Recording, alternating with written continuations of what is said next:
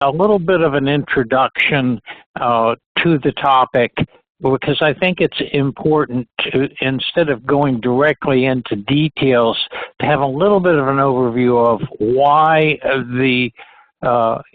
any particular point of compliance has become a law, and it's very helpful, I think, in understanding, especially in a period of change, why the law and why the change.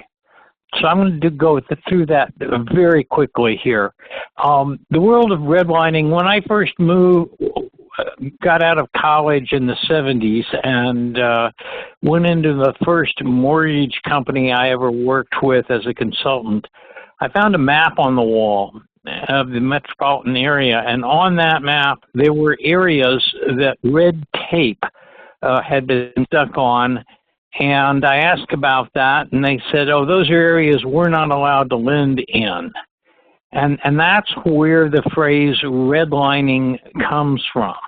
These were areas that, regardless of who wanted to borrow money, what they wanted to do with the money, what their ability to repay it was, they just flat were not going to loan money to anybody for anything in those areas. And those areas were called redlined.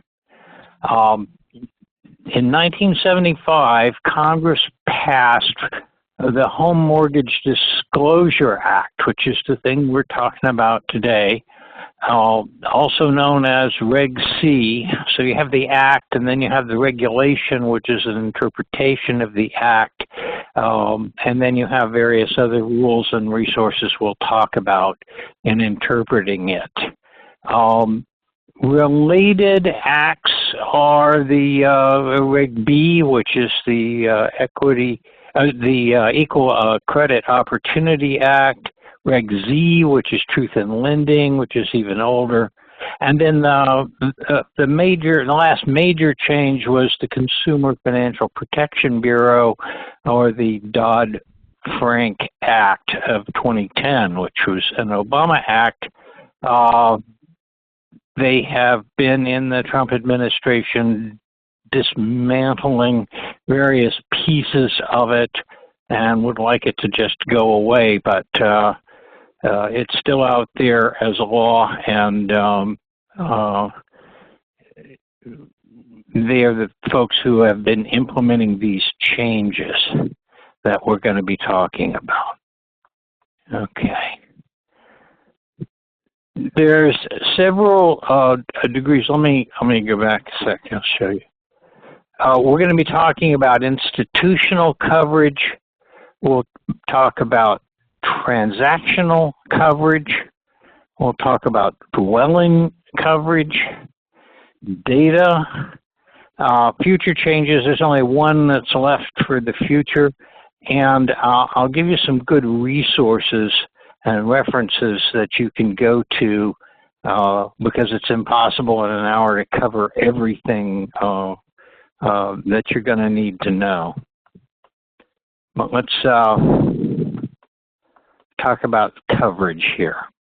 Institutional coverage means, is your institution covered or not? Who, in the complex world with outsourcers and secondary markets and people doing work for other institutions, it's not really clear sometimes. And there have been some fines result in everybody assuming that someone else is doing the reporting. So the key rule is this. You do a report if you're with the institution that makes the credit decision. Now, I ran an outsourcer for a while that did a lot of work for a lot of mortgage companies. And a lot of what we did may have helped lead to a credit decision. We gathered data and we gave it to the credit officers. But the credit officers belonged to our clients, which were mainly big banks and big mortgage companies that would outsource various operation things to us. It was their decision whether or not to grant the mortgage. Therefore, they were responsible for reporting. Now, again, they could hire us to do the reporting for them. Some of them did.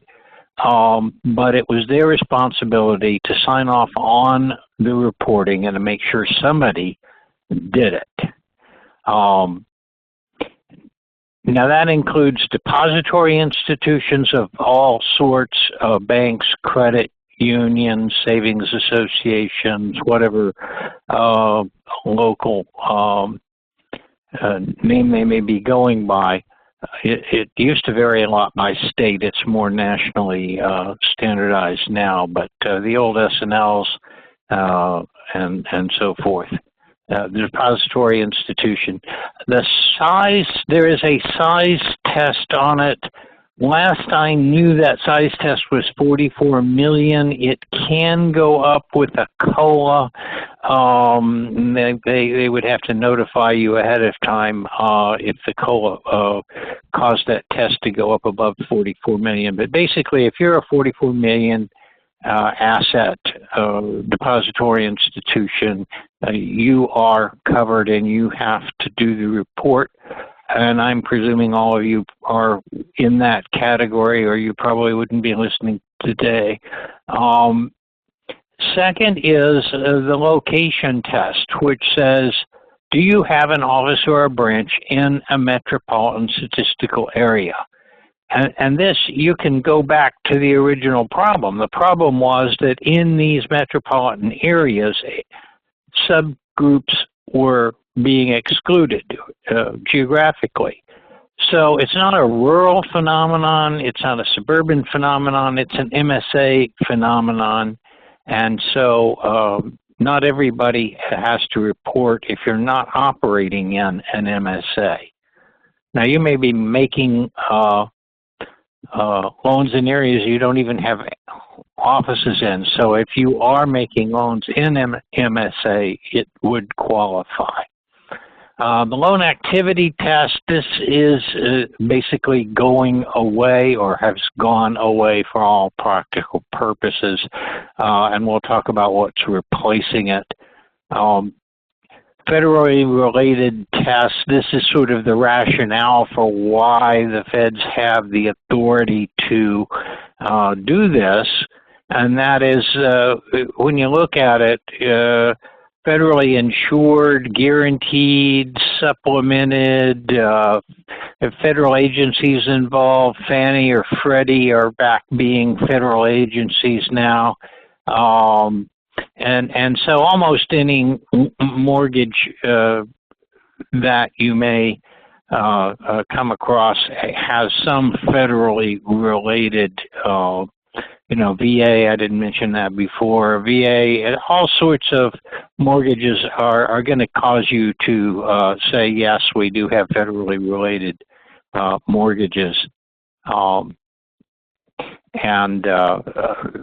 As I say, we'll go to the new numbers as we go through here.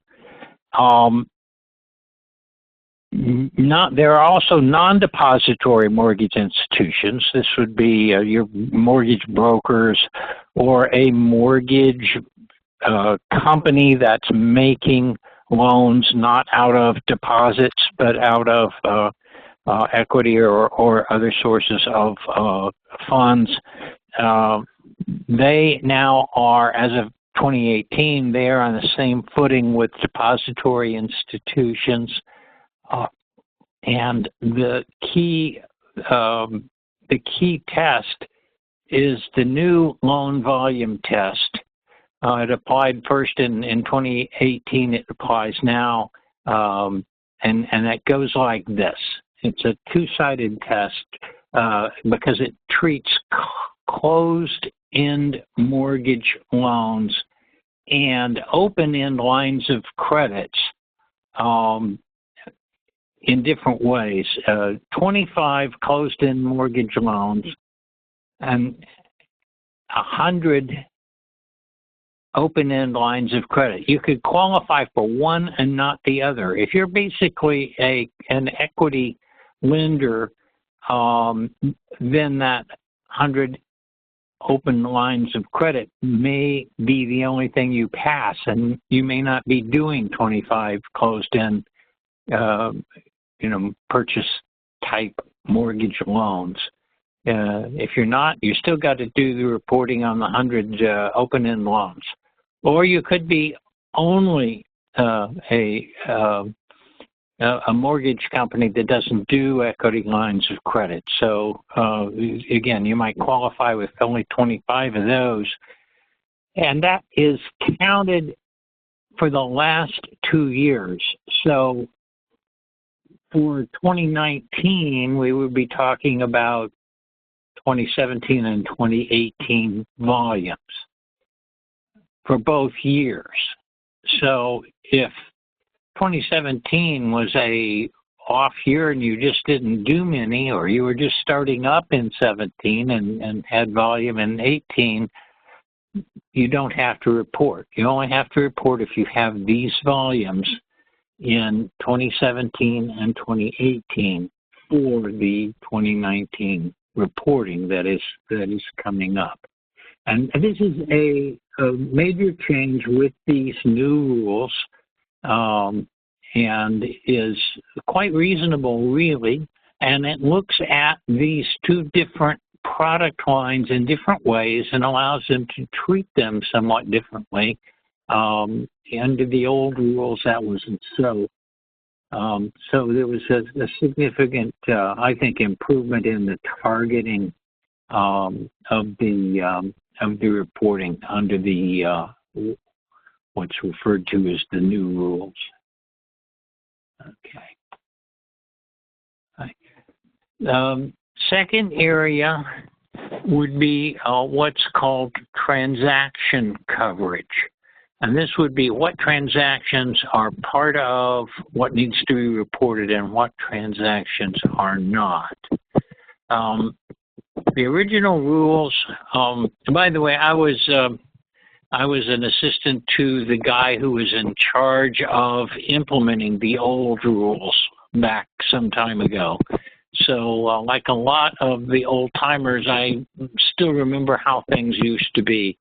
But under the new rules, we're moving from a purpose-based test, in other words, what's the purpose of the loan, to a test of whether the loan was secured by real estate. So by a dwelling, and we'll get into later what that means. But a purpose-based test was why are we doing this loan? Does it have to do with the dwelling? Has it a purpose, or is the purpose to buy the dwelling or improve it, or what? To a test based on, is it secured by a dwelling, which is really a lot clearer and in some ways broader. Now, commercial lending, both tests apply. So you have to pass both tests so it doesn't qualify for reporting. So it's not just, is the loan putting a dwelling up for the mortgage, but is it also a mortgage really that's related to the purchase or improvement of the dwelling? So we're really more concerned here. The regulators are more concerned here about the personal acts, personal potential fair treatment of the personal borrower as opposed to fair treatment of a commercial borrower who presumably can watch out for themselves and don't need the degree of government protection that a individual or family would require. So when we say dwelling secured, we're really talking about both types of loans, the closed-end mortgages and the open-end line of credit. So it doesn't matter if your dwelling is at risk, is collateral for the mortgage or the equity line or whatever. There's a lot of different names that lenders use for open-end lines of credit. I find I've lived in different parts of the country, and it tends to vary by region, whether it's called an equity line or a line of credit or some name that's made up by the individual lenders. Do you understand what I'm getting at here? And again, looking at each of those separately. All right.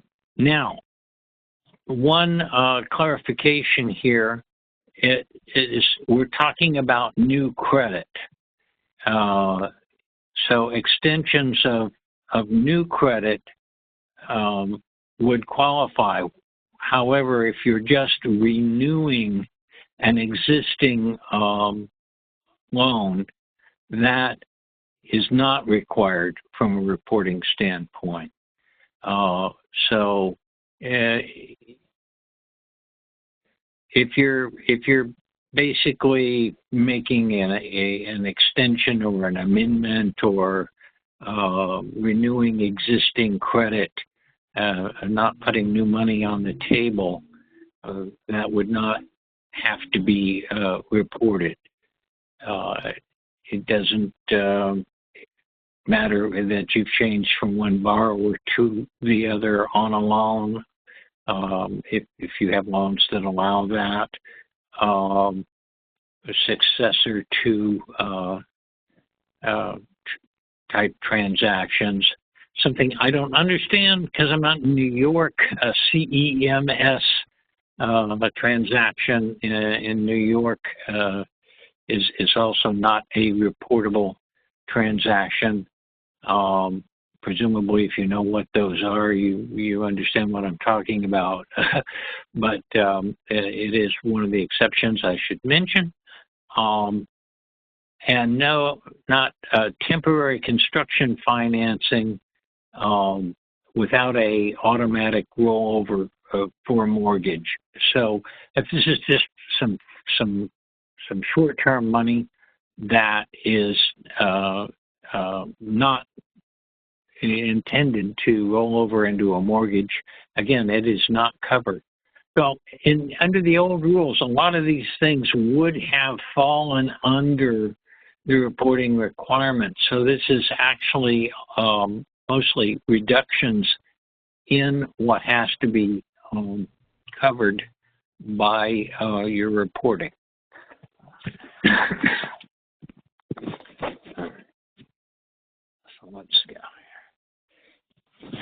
Okay, dwelling coverage gets a little complicated. So we'll talk about dwellings that are covered, and then we'll talk about dwellings that are not covered. And then, of course, there's always a mix. So we'll talk about that as well. Dwellings that are covered is a residential structure. Now, no longer does it matter how many units we're talking about. Is this something people live in? It used to be there was a cut at 4 units and different sets of rules each way. It's all gone away. If it's a residential structure, then that dwelling would be the kind of dwelling that would qualify for this reporting. Manufactured home. They used to call these trailers. Actually, a manufactured home is become fairly sophisticated. A lot of these you can't tell easily, and some of them aren't on wheels. anymore. And some of them, they roll them in, take them off the wheels, or they roll them in, they put them in on the site. And it's still covered if it's not permanently attached. So, that's that means basically, if we're talking about people, like a trailer, what used to be called a trailer park, I'm sure there's a more polite and politically correct term for it now, but manufactured home community, I think. And you can have a shared manufactured home community where the owners may not own the property, or they may own the property jointly as a group. It doesn't matter. All of that's covered. If it's something that people live in and it's manufactured as a home, and it's covered within your reporting requirements. Finally, land with plans to construct a dwelling in the next 2 years. Now, it's asking you to predict a little bit here, but the intention was that they're borrowing the money for the land, and you're essentially committing to a short-term building situation. So even though it hasn't quite been built yet, it's still covered as a dwelling. However, there are things that are clearly excluded from coverage. Recreational vehicles.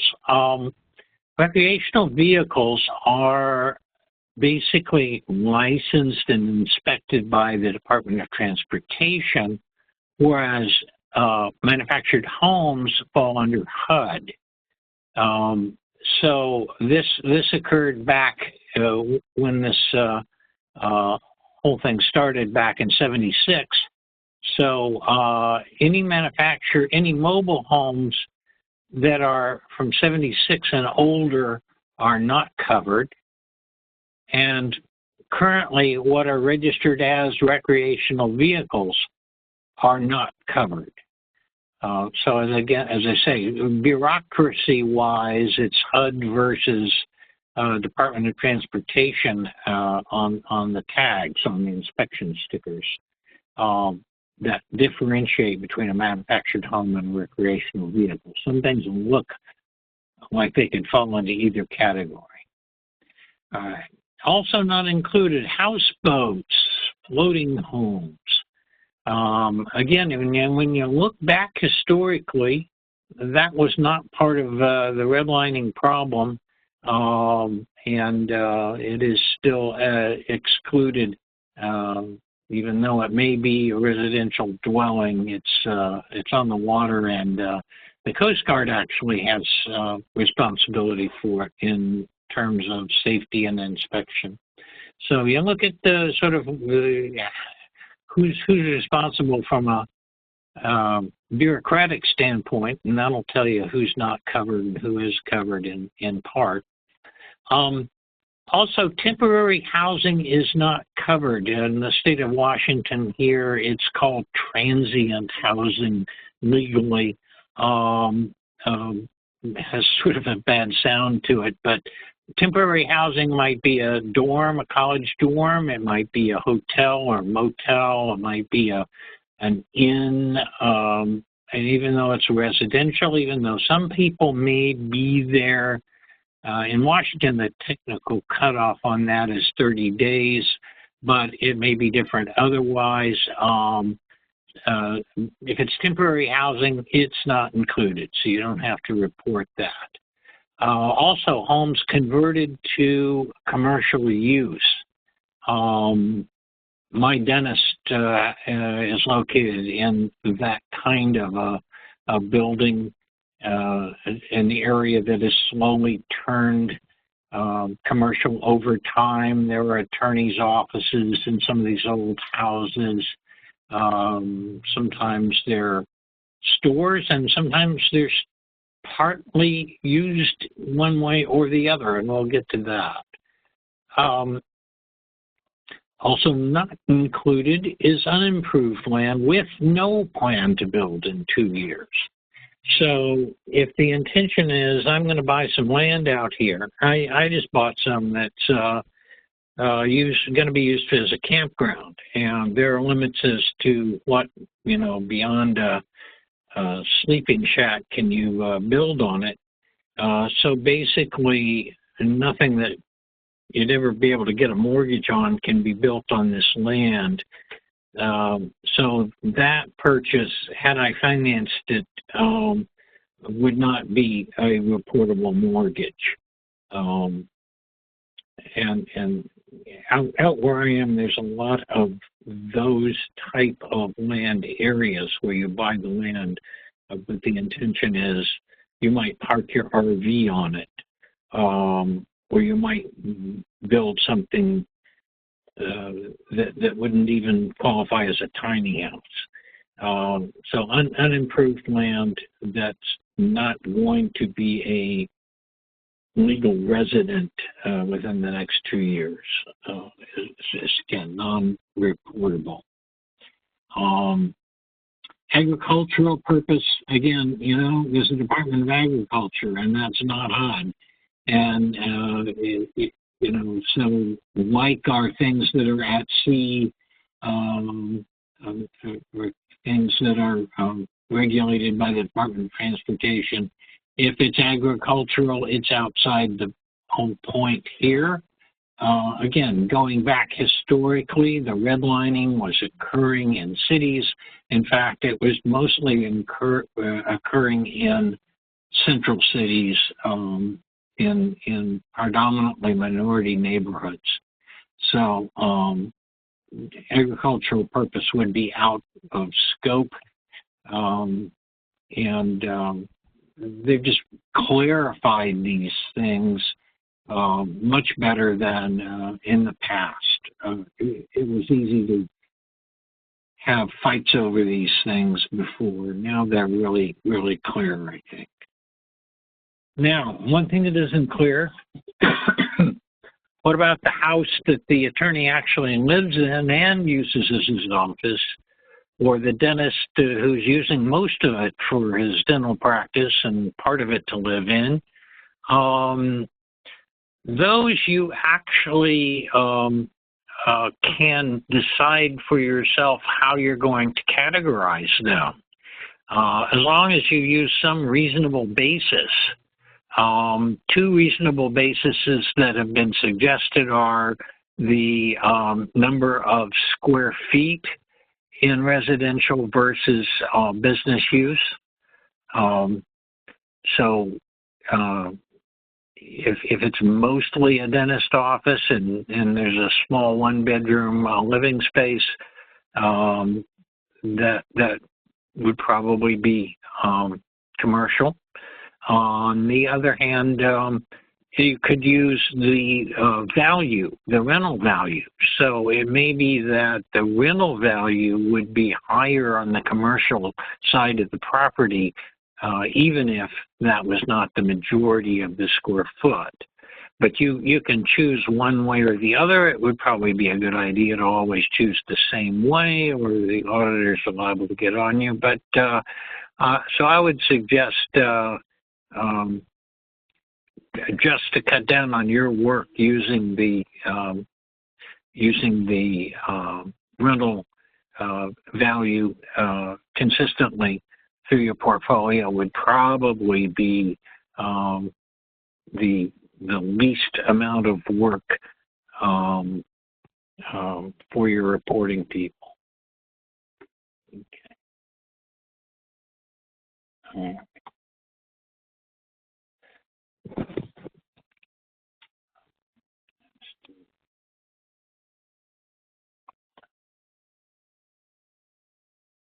Okay. Data coverage. This has been evolving year by year. Basically, in 17, they put in some new systems and software, replacing stuff that went back to 1976.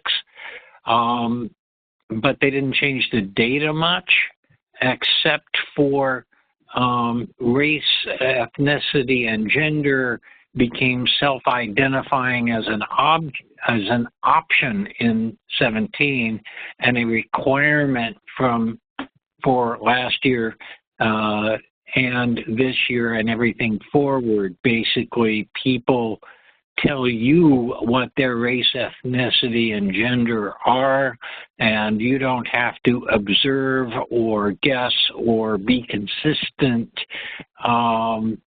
Whatever they tell you they are, write it down, report it that way,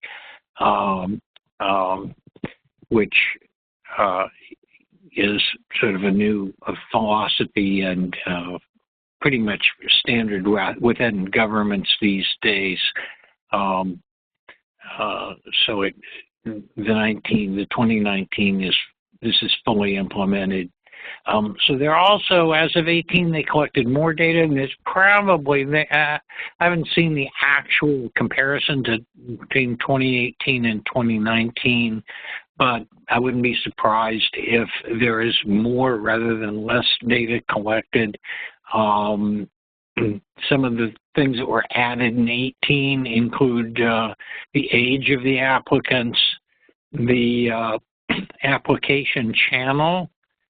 Again, what they're doing is they're looking for anything that might indicate a bias on the part of the credit decisions that the regulators would consider a bias that is not legally allowed. So the application channel, the age, they are requiring a unique loan identifier. For all practical purposes, I don't see how you run a mortgage company without having had one of those for a long time. The loan term, points and fees, and anything basically that you might be using as underwriting data, such as credit score, debt-to-income ratio, property values, whatever. Yeah, that's all. Whatever you're using in underwriting data is fair game and might be considered discriminatory if somebody wants to question it. So you'll have full data coverage this year. I don't know of any specific new data in 19, but I haven't tried to compare the two. Okay. Written notifications have to be available to your applicants, saying that they can get your HMDA data. There is a sample form on the CFPB website. I would suggest using it, because if you use some other form of your own, it could always be challenged. Whereas if you've used the form the feds came up with, you were pretty well protected from being challenged as long as you're actually making these forms available to all your applicants, like send it in one of the packages that you send them as a routine thing, and you're therefore going to be in compliance with that requirement with all of your borrowers. I mentioned the new data standards were fully rolled out last year. The one thing that has not been rolled out fully at this point and will be is in 2020, large institutions are going to be reporting quarterly. And obviously the reason for that is here we have a national reporting requirement that all falls due on the same day at the end of March of in the year. So from the workforce standpoint, from the feds, having once been part of that workforce, I'll tell you, when you get everything in once a year, you do a lot of work, and then you spend a lot of time the rest of the year trying to justify your staff and what they're finding things for them to do that's useful, or stretching out the work so that you get all these reports into your inbox in April, and now you've got 12 months to get them done. That's not exactly timely work. So slugs of work are to be avoided. And so the idea here is, by having the big guys, people who had more than 60,000 applications in 2019, having them report quarterly spreads the work out into 4 lumps during the year rather than one gigantic one. So this will start, this is basically would be starting this quarter, I believe. I have not seen a notice on that, but this was certainly the intention that 2020 would start with the quarterly. So it may start after the 2019 reports are due. I am not sure. I have not seen a latest information on it. Yeah. References are something I wanted to leave you all with, because obviously you will have questions. It's good to know what there is to look at, and I put some page counts in there so you have some idea of what might be helpful. I find generally the website, Consumer Finance Protection Bureau, is one of the better government websites. It doesn't have a lot of old stuff because the Bureau itself isn't very old. And so it's well designed by more systems-oriented or user-oriented people than a lot of the federal government websites, some of which are absolute horrors. Second, and most helpful, a most helpful tool is the 5-page executive summary, HDMA executive summary. Now, don't go to these particular pages. Do a Google search or Bing search on the name.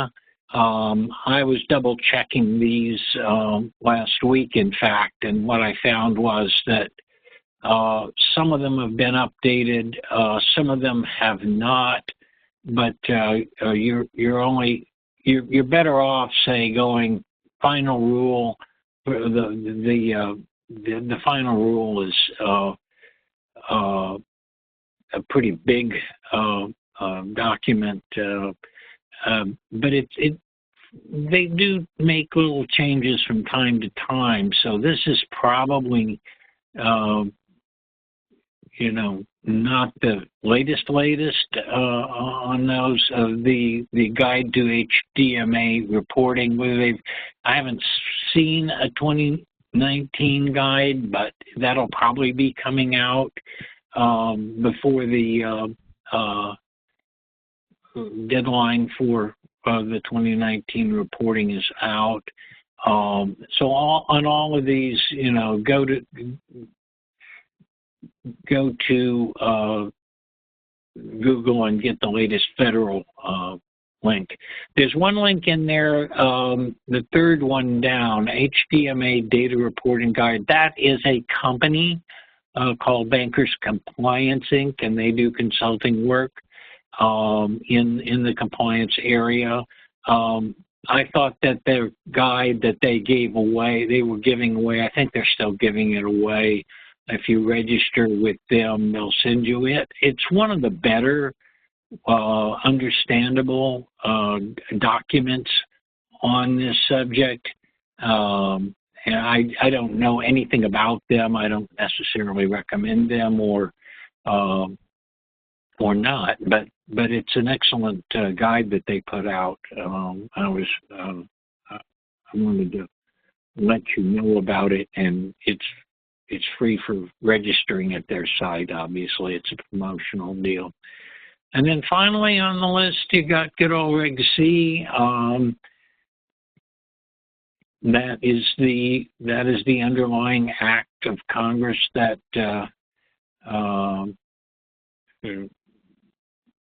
went from being a law to being a regulation, and is really the last word on what is legally being enforced here. So that is pretty much what I wanted to cover today.